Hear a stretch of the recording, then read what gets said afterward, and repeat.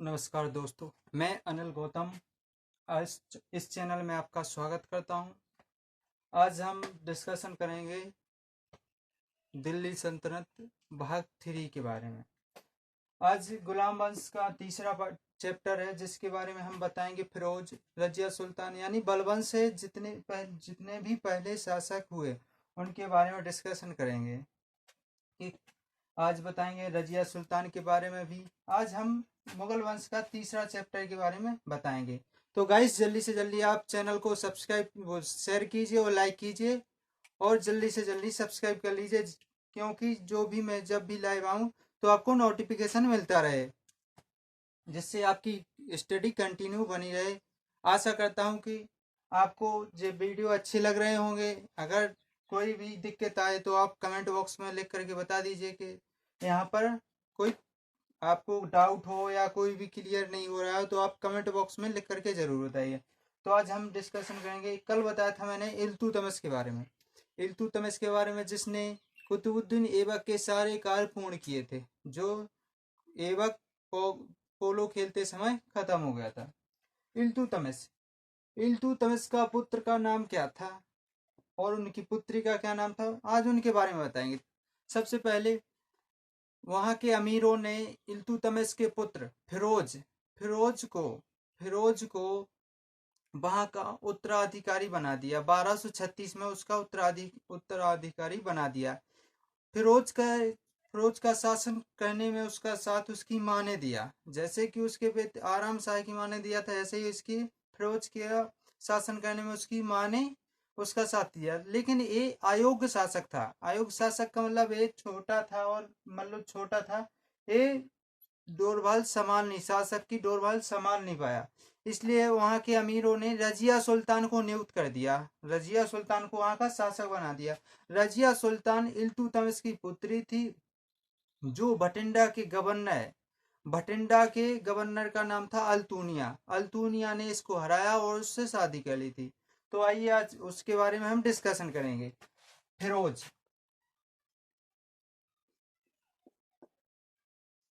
फिरोज फिरोज 1236 में गद्दी पर बैठा। 1236 में कुछ महीने, 1-2 महीने लगभग ज्ञात नहीं किया जा रहा है। कई इतिहासकारों ने लिखा है कि 2 महीने, किसी ने 3 महीने लिखा है, तो ये अपन कोई ज्ञात नहीं कर सकते, फिलहाल ये पूछा नहीं जाता। तो फिरोज 1236 में गद्दी पर बैठा। इसका शासक करने में इसका साथ किसने दिया? इसका साथ इसकी माँ इसकी माँ का क्या नाम था, बताइए किसी को पता हो तो। इसकी माँ शाह तुर्कान। इसका साथ इसकी माँ शाह तुर्कान ने दिया। इसका साथ इसकी माँ शाह तुर्कान ने दिया था। शासक करता था तो इसकी माँ ने, शाह तुर्कान थी जो इसकी माँ, जो इल्तुतमिश की कौन थी? इल्तुतमिश की बेगम थी। तो उसने इसका साथ दिया शासन करने में। इसके बाद ये अयोग्य शासक, अमीरों ने सोचा, अमीर किसे कहते थे वहां की जनता को, अमीरों ने सोचा कि ये शासन संभालने लायक नहीं है। तो अमीरों ने क्या किया कि जो इल्तुतमिश की पुत्री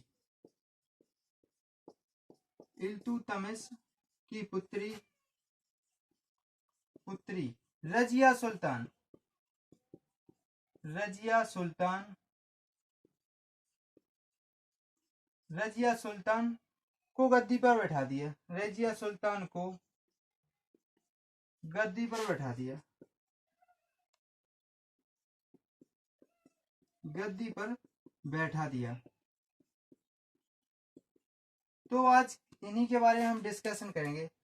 फिरोज 1236 में गद्दी पर बैठा। इसका साथ इसकी माँ ने, शाह तुर्कान ने इसका साथ दिया शासन करने में। इल्तुतमिश, वहां के अमीरों ने इल्तुतमिश की जो पुत्री थी रजिया सुल्तान को वहां नियुक्त कर दिया 1236 में। रजिया सुल्तान कब तक शासन किया रजिया सुल्तान ने, ये भी बताएंगे। चलते हैं हम नेक्स्ट के बारे में डिस्कशन करेंगे।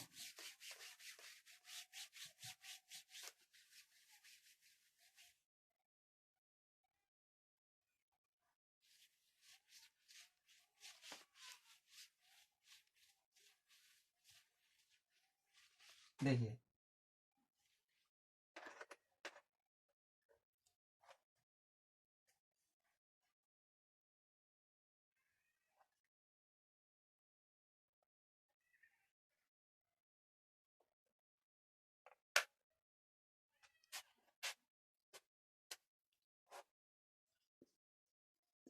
रजिया सुल्तान। रजिया सुल्तान 1236 से 1240 तक इसने शासन किया। 1240 ईस्वी तक। कब तक किया? 1236 से लेकर 1240 तक इसने शासन किया। रजिया सुल्तान पहली शासका, भारत की प्रथम महिला एवं मुस्लिम महिला शासका बनी। भारत की रजिया सुल्तान, पहला पॉइंट है इसका, इल्तुतमिश की पुत्री थी। रजिया सुल्तान, रजिया सुल्तान इल्तुतमिश की पुत्री थी, जो भारत की प्रथम महिला, प्रथम एवं प्रथम मुस्लिम महिला, भारत की प्रथम एवं प्रथम मुस्लिम महिला शासिका बनी। भारत की जो रजिया सुल्तान इल्तुतमिश की पुत्री थी, जो भारत की प्रथम एवं प्रथम महिला शासिका बनी। इसके बाद जे क्या हुआ कि जे जो रजिया सुल्तान थी, इसने पर्दा प्रथा को समाप्त कर दिया था। पर्दा प्रथा का मतलब जे ये सोच लिया था इसने कि मैं यानी पुरुष हूँ, ये अपने मन में सोचती थी। तो इसने पर्दा प्रथा, स्त्रियों की जो मुंह ढकते थे, स्त्रियों के कपड़े छोड़कर यानी पुरुषों के कपड़े पहनकर और कोट टोपी पहनकर खुले मुंह राज दरबार में जाने लगी थी। राज दरबार में जाने लगी तो यह अमीरों को पसंद नहीं था। अमीरों को पसंद नहीं था तो अमीरों ने जो भटिंडा के गवर्नर है वहां रजिया सुल्तान की शिकायत कर दी। तो भटिंडा के जो तुर्क अल्तुनिया गवर्नर, भटिंडा का जो अल्तुनिया गवर्नर था, तो उसने रजिया सुल्तान पर आक्रमण कर दिया। आक्रमण करने के बाद रजिया सुल्तान को उसने अपना कैदी बना लिया। कैदी बनाने के बाद कुछ महीनों बाद रजिया सुल्तान से शादी कर ली। रजिया सुल्तान से शादी कर ली। रजिया सुल्तान 1240 के लगभग वो अपने भटिंडा के रास्ते जाते रास्ते बहराम शाह था। जो बहराम शाह था, बहराम शाह ने कैथल के समीप कुछ डाकुओं के साथ मिलकर, बहराम शाह ने कैथल के समीप कुछ डाकुओं के साथ मिलकर के रजिया सुल्तान की हत्या कर दी। रजिया सुल्तान को मार दिया था। तो ये क्वेश्चन बनता है कि कौन सी महिला थी जिसने पर्दा प्रथा को समाप्त करके यानी आदमियों की तरह जीना सीखा था? तो रजिया सुल्तान। डाकुओं द्वारा किसकी मृत्यु हुई थी? रजिया सुल्तान की। तो क्वेश्चन है इसका कि रजिया सुल्तान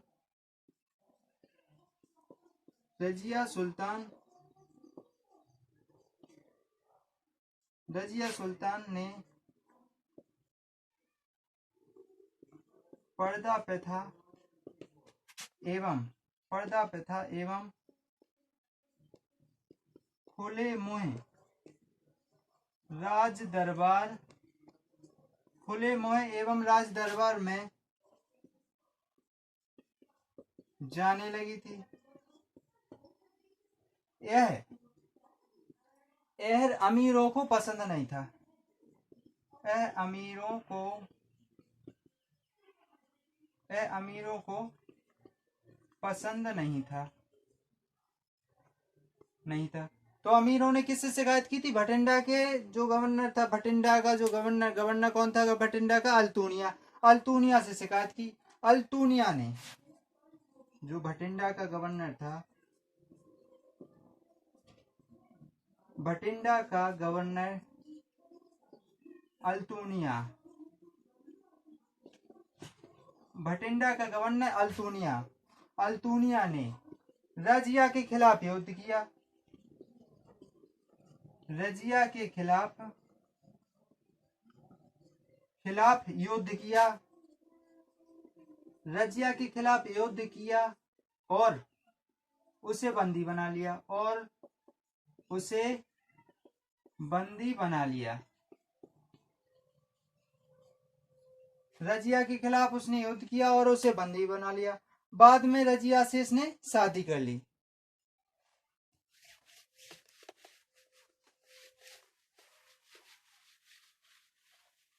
आज हम एक जो स्टेट के बारे में भी हम डिस्कशन करेंगे आगे पीछे इसके जो क्वेश्चन होने के बाद। देखिए, बाद में बंदी बनाने के बाद में अल्तूनिया, जो कौन था, भटिंडा का गवर्नर अल्तूनिया, बाद में अल्तूनिया ने रजिया से शादी कर ली। जब रजिया जब भटिंडा के रास्ते जाते हुए लगभग 1240, क्लियर ही है, और 1240 में बहराम शाह ने और कुछ डाकुओं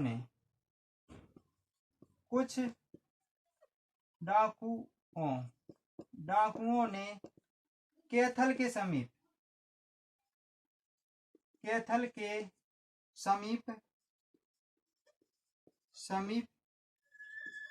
इसकी हत्या कर दी।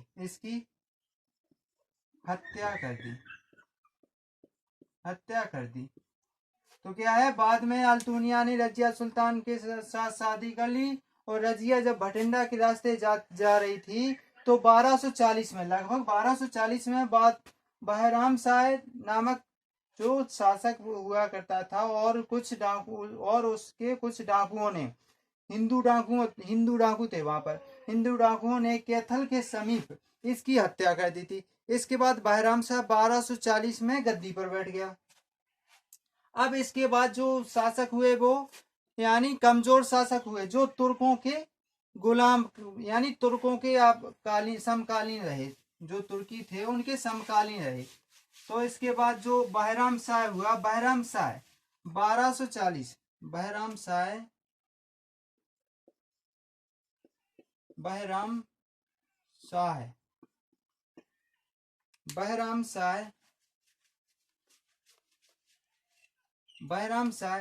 1240 से 1242 तक शासन किया। एक कमजोर शासक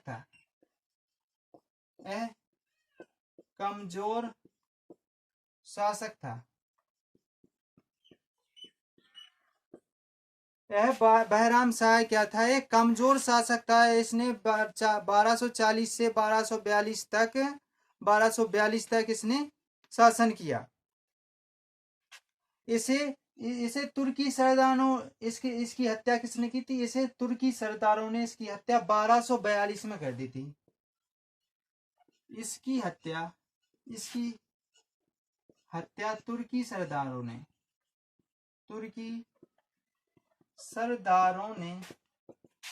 1242 ईस्वी में, इसकी हत्या तुर्की सरदारों ने 1242 ईस्वी में कर दी थी। तो बहराम शाह ने कितने साल शासन किया, ओनली 2 साल। तो इसकी हत्या किसने की थी, इसकी हत्या तुर्की सरदारों ने 1242 में हत्या कर दी थी। इसके बाद आया मसूद शाह था, जो 1242 से 1246 तक रहा। मसूद शाह था जो बहराम शाह इसका पुत्र था मसूद शाह इसका पुत्र था। इसके बाद मसूद शाह 1242 से 1246 तक 1242 से 1246 तक शासक रहा। यह किसका उत्तराधिकारी हुआ? यह बहराम शाह का उत्तराधिकारी रहा। मसूद शाह 1242 से 1246 तक शासक रहा। यह बहराम शाह का उत्तराधिकारी रहा। किसका उत्तराधिकारी रहा? बहराम शाह का उत्तराधिकारी रहा। इसने बलबन को अपना अमीर हाजिब बनाया। इसने बलबन को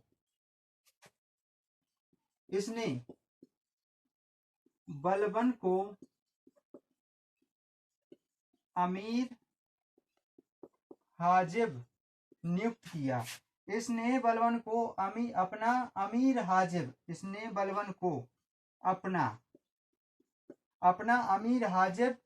नियुक्त किया। अब अमीर हाजिब क्या हम बता रहे हैं? नियुक्त किया।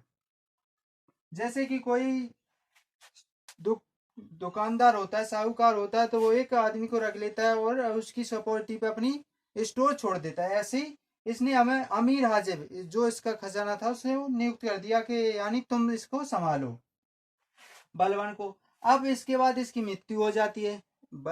इसकी मृत्यु कब होती है? 1246 में। इसकी मृत्यु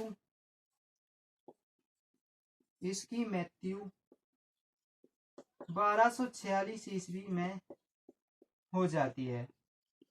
कब हो जाती है? 1246 ईस्वी में इसकी मृत्यु हो जाती है। इसके बाद नसरुद्दीन महमूद आया। इसके बाद कौन आया? नसरुद्दीन महमूद।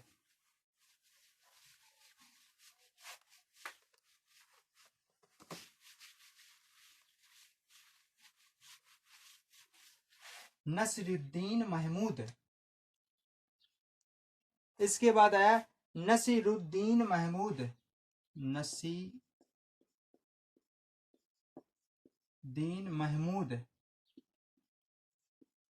नसीरुद्दीन महमूद 1246 से लेकर के 1265 तक रहा। कब तक? 1265 ईस्वी तक रहा। नसीरुद्दीन महमूद 1246 से लेकर के 1265 ईस्वी तक रहा। यह एक ऐसा शासक था जिसने अपनी सारी शक्तियां बलबन को सौंप दी थी। किसको सौंप दी थी? बलबन को सौंप दी थी। इसने अपनी सारी शक्तियां बलबन को सौंप दी थी। बलबन कौन था? जो इल्तुतमिश ने 40 दासों की एक टुकड़ी बनाई थी, जिसको क्या नाम कहते हैं? चहलगामी कहते हैं। तो चहलगामी उसी में से एक शासक, वो दास था। 40 में से एक दास था। इसने सारे दासों को मारकर अपना वो बना लिया था नेतृत्व। बहराम शाह हुआ। इसने नसरुद्दीन महमूद ने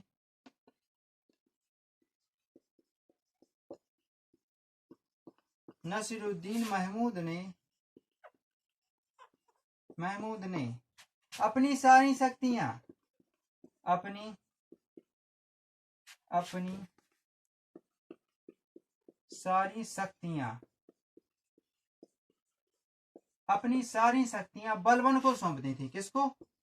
बलबन को सौंप दी। इसने अपनी सारी शक्तियां किसको सौंप दी थी? बलबन को सौंप दी थी। इसने अपनी सारी शक्तियां बलबन को सौंप दी थी। क्यों सौंप दी थी? क्योंकि बलबन जो इससे पहले कौन शासक हुआ हमने अभी बताया। बताइए आप। इससे पहले जो शासक हुआ उसका कौन था?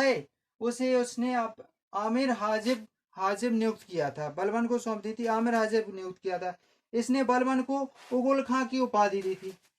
क्या?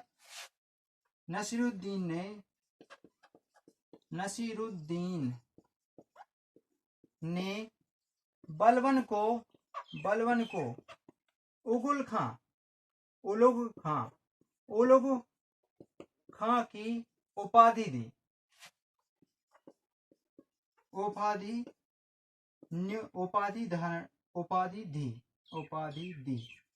इसने बलबन को किसकी? नसरुद्दीन ने बलबन को उगुल खां की उपाधि दी।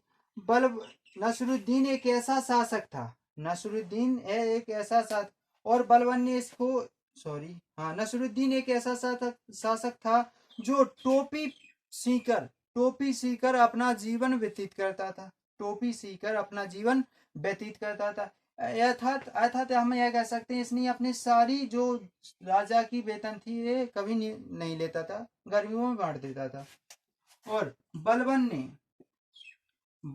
ने अपनी पुत्री की शादी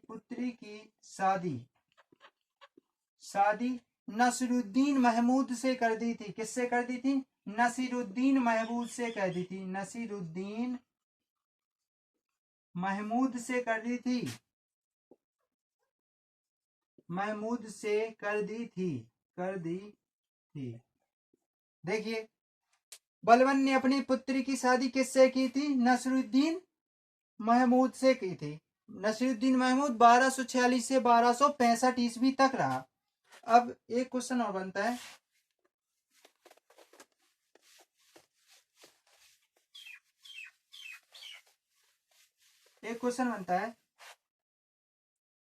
नसरुद्दीन एक ऐसा शासक था, यह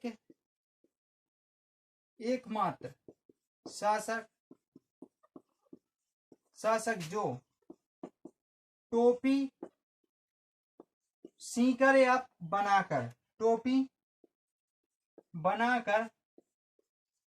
अपना जीवन निर्वाह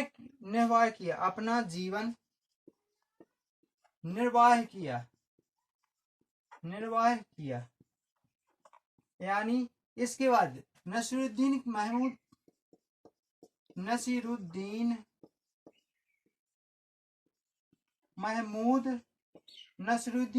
की मृत्यु के बाद 1265 महमूद की मृत्यु के बाद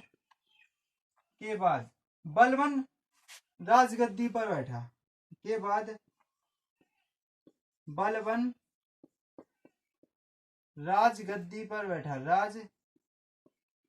राजगद्दी पर बैठा।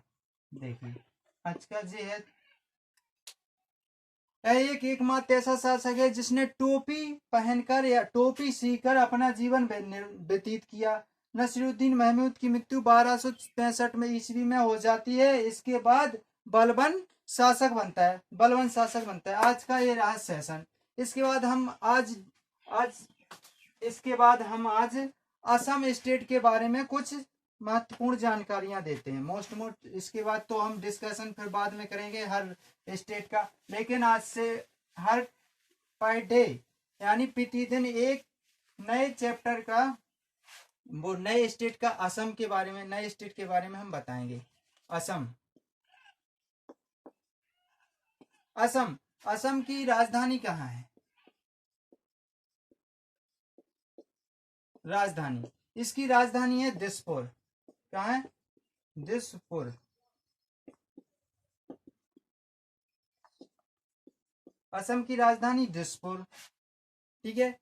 इसके मुख्यमंत्री को है, चीफ मिनिस्टर को है, चीफ जस्टिस को है, चीफ मिनिस्टर को है। इसके चीफ मिनिस्टर कौन है? इसके चीफ मिनिस्टर हैं सर्बानंद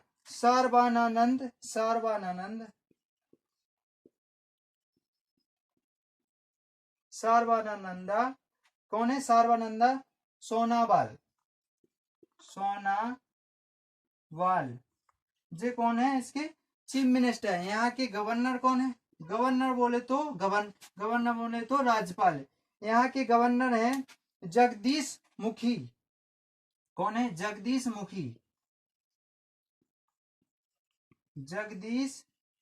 मुखी। असम की राजधानी दिसपुर। चीफ मिनिस्टर है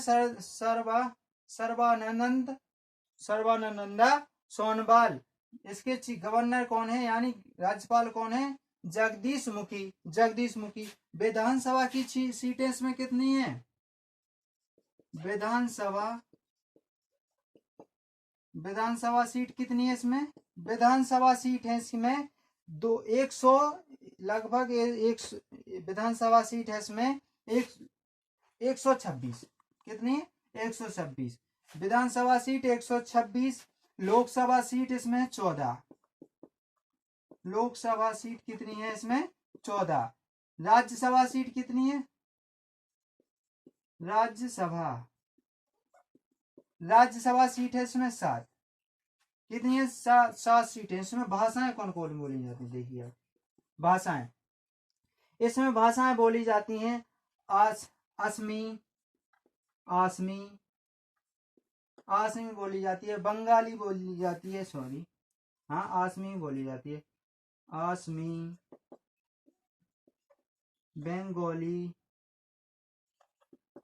बंगाली, बोडो। तो यहाँ की जी भाषाएं।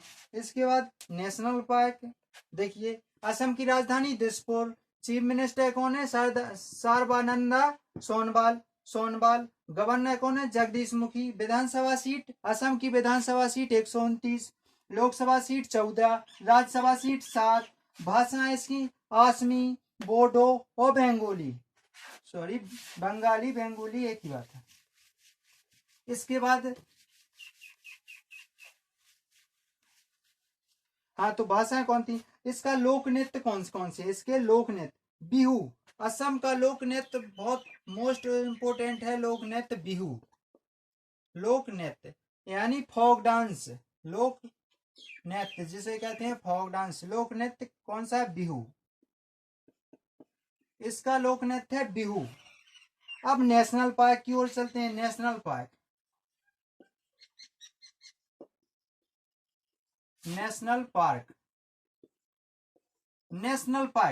नेशनल पार्क कौन कौन से हैं? इसमें एक तो नेशनल पार्क है मोस्ट नेशनल पार्क। जो मोस्ट नेशनल पार्क हैं वो बताते हैं हम। Kaziranga national park.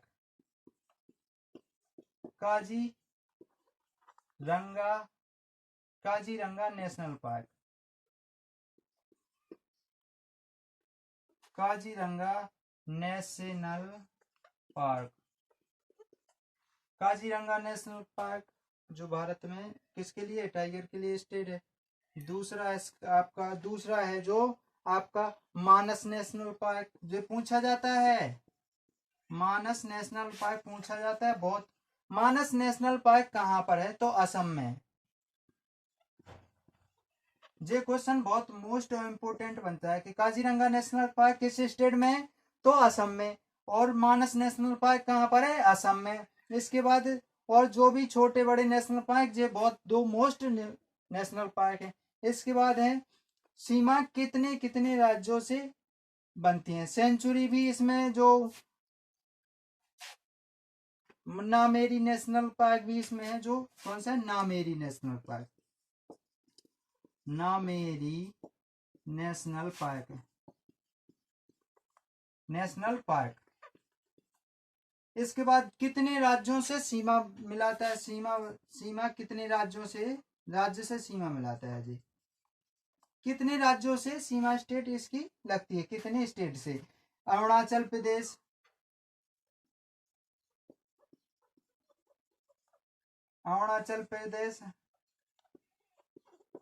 एक अरुणाचल प्रदेश, मणिपुर,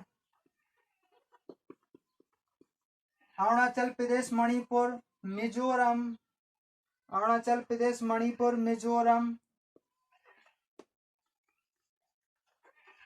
मिजोरम, पश्चिम बंगाल, वेस्ट